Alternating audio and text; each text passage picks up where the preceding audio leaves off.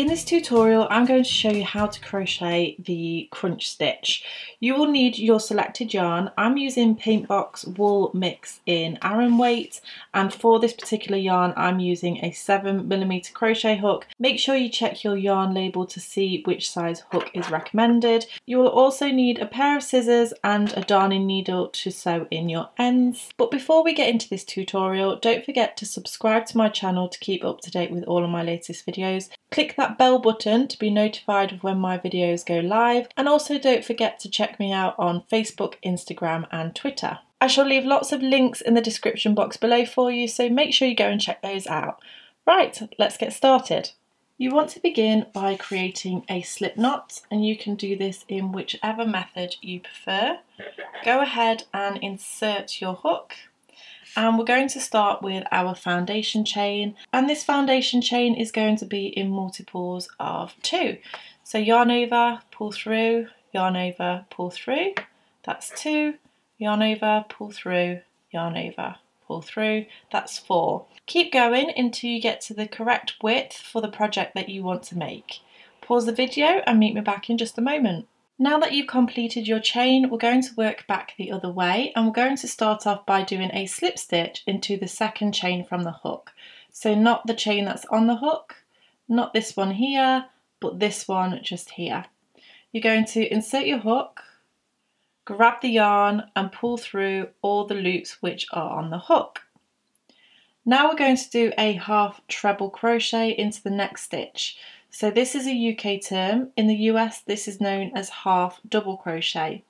You're going to put your yarn around the hook, insert into that next chain, grab the yarn and pull through. You'll have 3 loops on the hook, and yarn over and pull through all 3 loops on the hook. We're now going to do a slip stitch into the next chain and a half treble crochet into the next chain.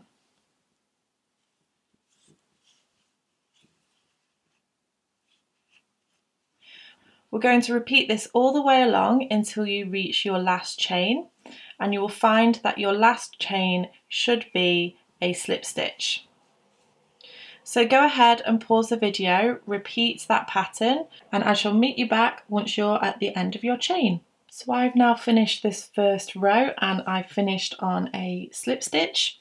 What you're going to do is you're going to chain 2 and turn your work, and this will class as a half treble crochet.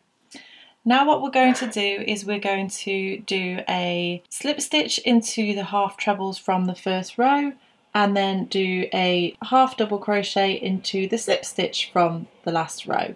So it can actually be quite difficult to see which is which, but as you look at the top you will have a slightly elongated stitch and then a shorter stitch, and then a slightly elongated one and a shorter one.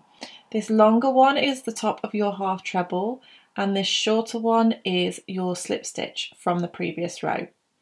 So as I said, this one is classing as a half treble crochet, so we're going to locate that half treble from the first row and go ahead and do a slip stitch. Now what we're going to do is locate that slip stitch from the first row, which is just here. It can be a little bit difficult to see and to get into, so just take your time, and you're going to do your half treble into that slip stitch from the previous row. Make sure you're picking up both of those loops from the slip stitch, bring your yarn through and then pull all the way through. So again, slip stitch and then a half treble. See how it's just a little bit more difficult here? Don't worry, just wiggle your hook and it will go through. And then slip stitch, and you will go into your half treble again. So this time you are actually going to finish on a half treble crochet in your very last stitch. So go ahead and pause the video and meet me back once you've worked your way all the way along. I've now come to the end of this row, and what I'm going to do is chain 1 and turn my work, and then this time we are starting with a slip stitch, and we're going to start in this very first stitch just here.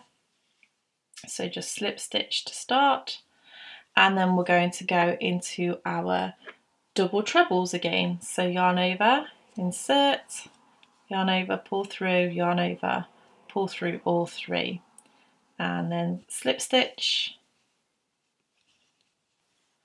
What you will find is your work starts to get a bit easier the more you build your rows. It will get a little bit more structure and be easier to work into those slip stitches from the previous row. But once you get going, it's actually a pretty easy stitch to do, which looks really, really effective. So pause the video and work your way all the way to the end, doing your slip stitches into the half trebles from the previous rows and your half trebles into the slip stitches from the previous row.